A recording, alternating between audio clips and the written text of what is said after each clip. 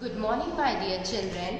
Today we are going to learn a beautiful English poem, and the title of the poem is 1, 2, Buckle My Shoe. Let's start. 1, 2, buckle my shoe. 3, 4, knock at the door.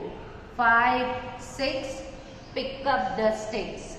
7, 8, lay them straight. 9, 10, a big fat hen. Let's repeat. 1, 2, buckle my shoe. 3, 4, knock at the door. 5, 6, pick up the sticks. 7, 8, lay them straight. 9, 10, a big fat hen. Thank you.